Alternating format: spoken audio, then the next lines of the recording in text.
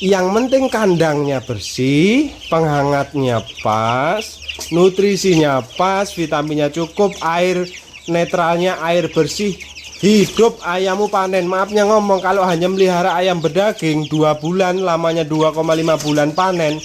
Sekarang harusnya mejem aja selesai itu udah. Beda dengan melihara induk yang tahunan.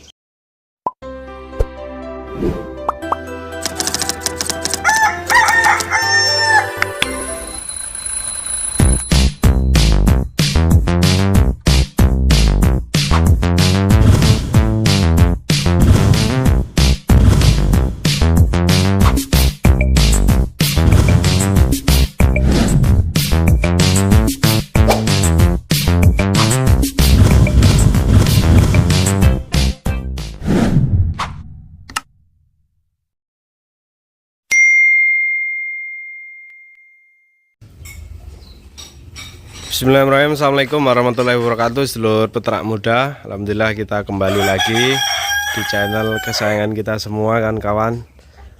Alhamdulillah, ini walaupun agak sedikit bindeng ya kan kawan ya.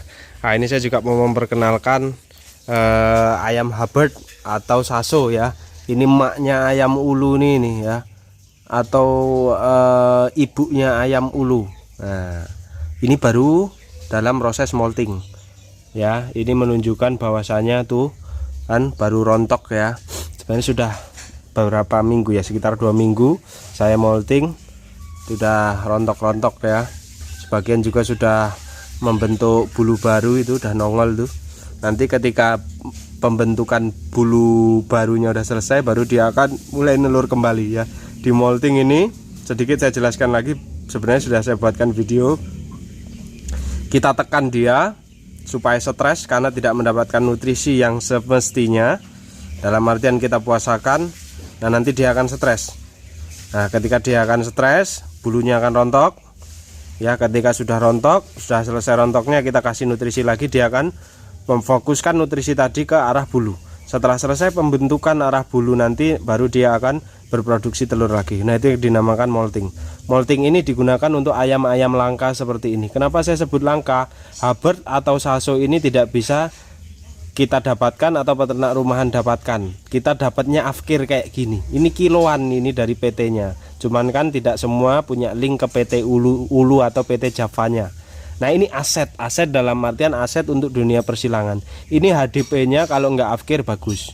HDP-nya itu produksinya bagus, persentasenya bagus, 80-an%. Ya, ini juga mempunyai speed brooding yang bagus juga. Ya, speed broodingnya bagus. Nah, tentunya kalau ayam memiliki speed brooding yang bagus, ini patut untuk kita gunakan sebagai sumber genetik dalam ayam silangan. Nah, ini Hubbard.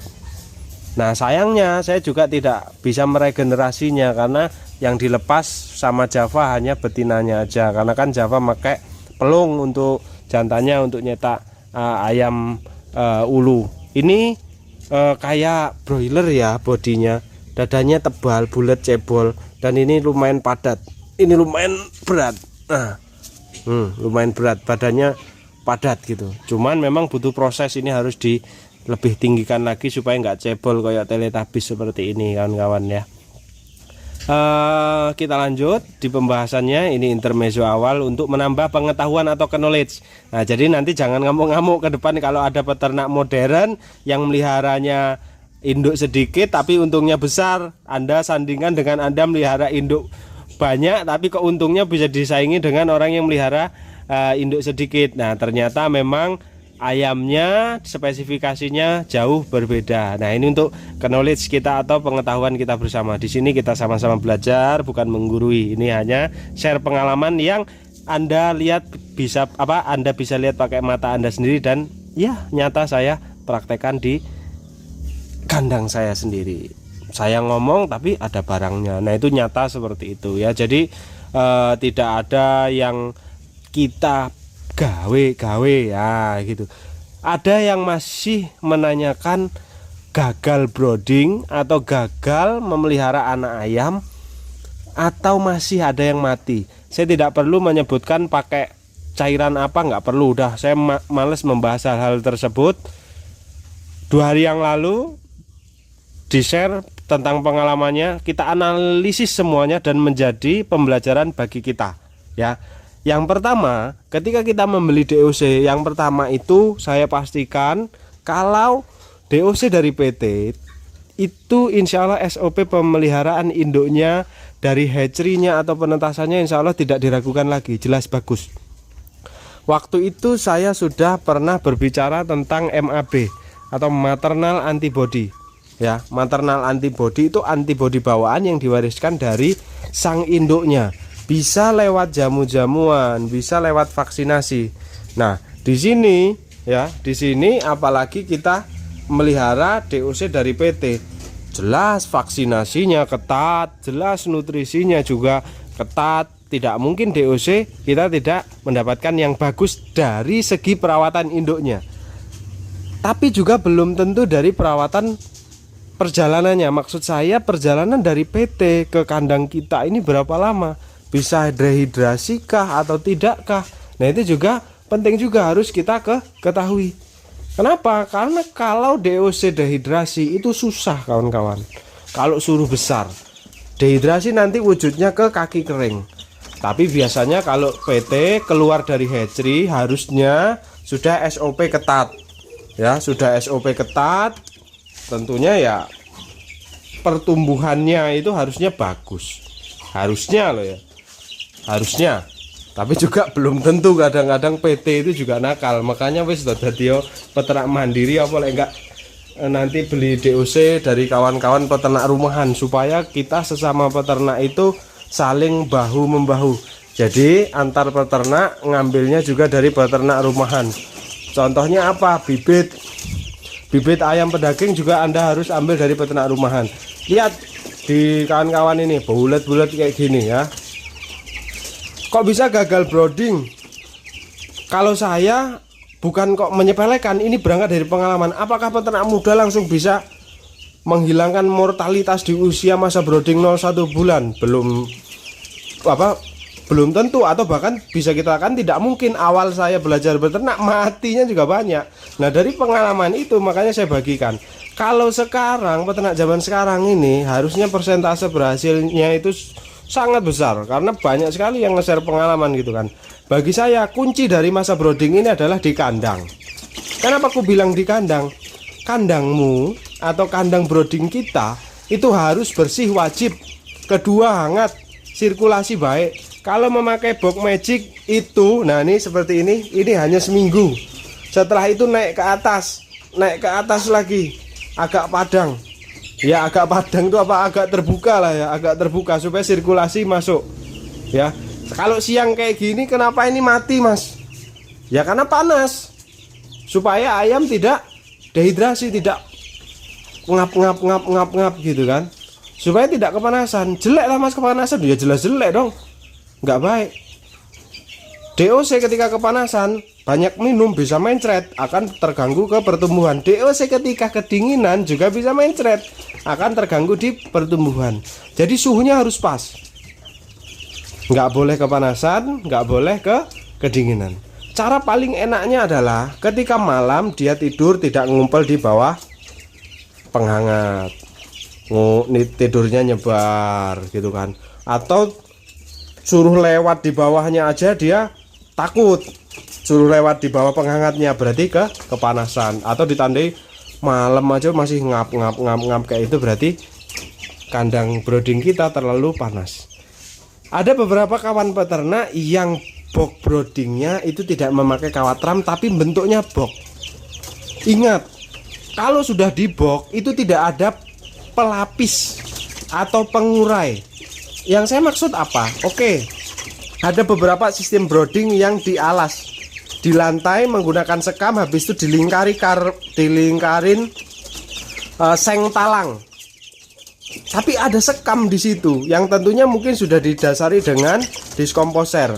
Atau kalaupun tidak didasari dengan diskomposer, ketika ada kohe, ya, ketika ada kohe itu akan tertutup. Akan tertutup oleh apa? Oleh sekam. Apalagi kalau sudah didasari dengan diskomposer, tertutup dengan sekam, ya dia akan keolah. Tapi kalau box seperti ini, ya Anda tidak bikin kawat ram seperti ini, ada beberapa video yang kasusnya dikirimkan ke grup Telegram atau dikirim ke WA saya. Itu di sini triplek atau bahkan papan. Jadi kohenya di situ-situ aja gitu kan. Jadi istilahnya ayam tidur dengan kohe, ayam makan dengan kohe. Bagaimana ayam mau sehat? Jadi kalau Anda sudah memilih box seperti ini, wajib hukumnya Anda harus memakai seperti ini supaya kohenya itu turun ke bawah. Nah, tetapi ketika kohenya turun ke bawah, itu juga ketika sudah menumpuk, hati-hati, akan menimbulkan amonia. Bentar. Aduh. Bentar ya. Tak pegang salah satu.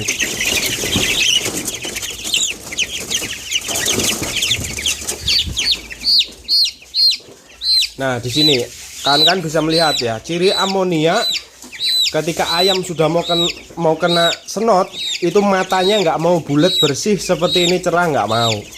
Kelopak matanya ini dia akan mengerut, dia akan menyempit, terus seperti di dalam bola matanya ini bukan di dalam bola mata, di dalam apa ya, di kelopaknya ini, terus di bawahnya ini seperti ada daging yang mau keluar, sengak gitu loh, karena dia terlalu pengap. Amonia atau gas yang padat. Jadi amonia itu berat, menyebabkan sengak di ayamnya. Kematian bisa disebabkan di mana? Senot akibat ini. Terus kematian lagi disebabkan dari mana? Dari kandang yang kurang hangat tadi. Kedinginan juga bisa. Ya, kematian juga disebabkan dari mana? Bisa terkhusus di usia DOC. Ini pencernaannya saya pastikan belum seberapa hebat. Dia tidak boleh kelebihan vitamin, dia tidak boleh kelebihan gula merah. Mas, ini ayam saya dapat dari PT nih, perjalanan berhari-hari naik pesawat nih mas. Saya kasih gula, ngasih gulanya udah kayak kita mau bikin es cendol itu kan, kemanisan. Akhirnya apa? Mencret. Ngasih vitamin terlalu kental, hajar terus vitamin, mencret. Habis itu dikasih cairan asam. Cairan asamnya juga dosisnya gila-gilaan, dikasih tiap hari, mencret, kurus ayamnya. Itu juga bisa menimbulkan kematian. Tips merawatnya bagaimana? Setelah semua penyebabnya sudah kita jelaskan di brooding ini ya, pokoknya sekarang tuh maafnya ngomong enak banget gitu. Kalau saya ya, kandang Anda sudah siap bersih seperti ini, masukkan DOC, kasih alas koran sampai berapa hari Mas Yoga? 6 hari cukup. Tapi dilihat, jangan 6 hari Anda tidak ganti. Kalau sehari saja kotorannya sudah numpuk ya diganti. Mau nggak mau, pilih ayam sehat apa pilih males, gitu aja hitungannya. Ternak males kok bangga. Ya, ternak rajin baru bangga. Ternak itu jangan males malah bangga. Ternak rajin ayam sehat untung besar itu baru bangga. Oh, ternak malas ayamnya penyakitan mati ya benjut lor, ya enggak? Ya kan? Seperti itu toh. Air minum cukup vitamin. Vitaminnya apa? Ini tak kasih tahu. Anda nggak usah capek-capek.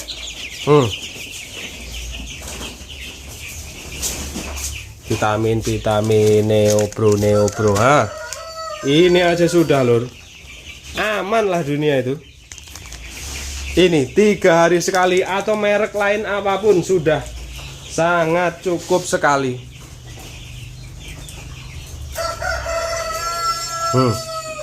Pakan apa mas? Pakan yang paling baik pakan dibasahi kalau menurut saya. Kalaupun tidak basah tidak masalah, tapi lebih baik basah. Ya, lebih baik basah kawan-kawan ya. Nih fur 611 murni, fur terbaik.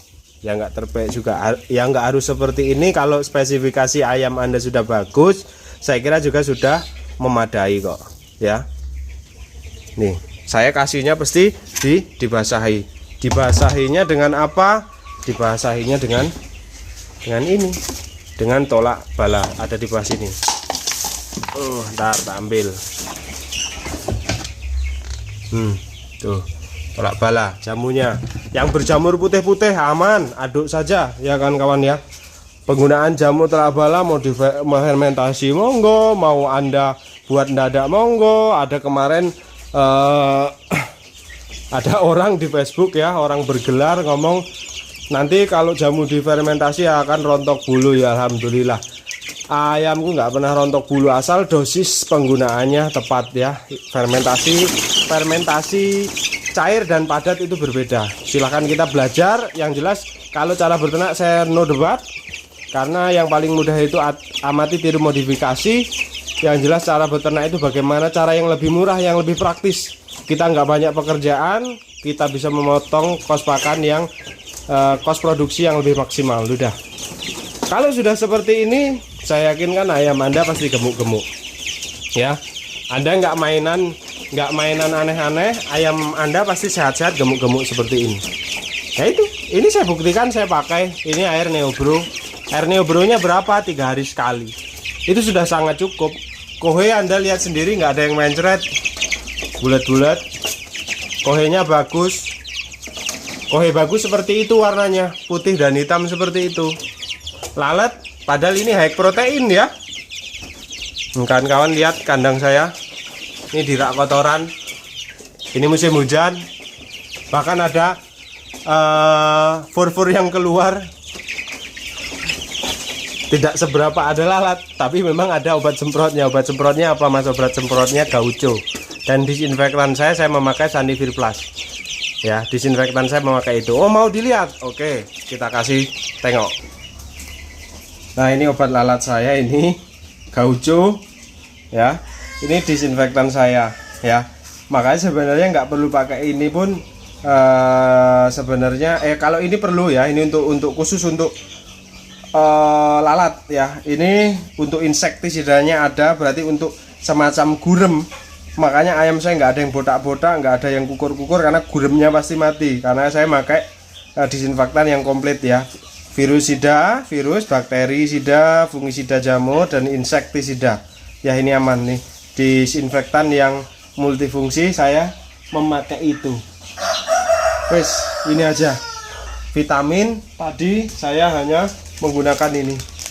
Ini loh komponennya sama tolak bala tadi. Sehat-sehat ayamnya. Musim hujan seperti ini pun sehat. Ya, musim hujan seperti ini sehat. Nggak usah takut. Apa? Kandang Anda di teras, ini di teras. Itu di teras. Kandang Anda sempit, ini sempit. Jadi apa yang saya mau pertontonkan di sini, saya bisa, kenapa Anda nggak bisa? Tapi memang itu membutuhkan proses. Tapi kalau bisa ketika saya sudah berbagi seperti ini, kawan-kawan tinggal amati tiru modifikasi di rumah, praktekkan di rumah. Harusnya berhasil. Harusnya banyak berhasilnya. Jangan sampai nggak berhasil.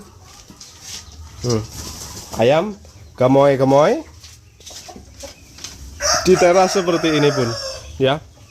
Ingat loh, ini ayam kampung, bukan ayam broiler. Ayam broiler terkenal dengan daya tahan yang sangat lemah. Ayam kampung terkenal dengan daya tahan yang sangat kuat. Ketika Anda memelihara ayam kampung, Anda sudah satu langkah lebih maju dalam artian cara perawatan atau mudahnya merawatnya. Nah, kalau sudah seperti ini harusnya persentase Anda berhasil. Ya. Kuncinya kalau Anda yang masih gagal dengan pemeliharaan ayam, masih mati atau katakanlah apa, tapi ingat, selain virus loh ya. Ayam mati tidak melulu dengan virus. Ayam mati bisa karena senot, bisa karena bakteri. Tidak melulu kena virus ayam mati itu. Kena cairan yang terlalu tidak mengenakkan di pencernaan ayam. Ayam males makan, bisa mati? Bisa. Karena ayam tidak suka makan lagi. Dia diem, mencret, nggak mau makan, kurus, mati bisa. Jadi kuncinya merawat ayam sekarang penak. Yang penting kandangnya bersih, penghangatnya pas, nutrisinya pas, vitaminnya cukup, air netralnya air bersih. Hidup ayammu panen. Maafnya ngomong, kalau hanya melihara ayam berdaging 2 bulan, lamanya 2,5 bulan panen. Sekarang harusnya jam aja selesai itu udah. Beda dengan melihara induk yang tahunan. Bisa. Sekarang bisakah saya pastikan saya membroding 0% kematian? Bisa. Ini bukan perkara mendahului Tuhan, tapi dengan proses pengalaman itu sekarang nggak ada mati dalam arti kena senot, mati dalam arti kenapa, nggak ada. Bahkan ayam yang dalam tanda kutip kuntingan pun masih bisa hidup. Kuntingan dalam artian rodok cacat nih ya, sing cacat lho ya. Nah, ini tadinya netese koyo manuk emprit lur ya, cacat gitu ya. Ini kayaknya ini kemarin ini cacat, coba. Aduh, kok malah lincah saya. Coba lur, bentar.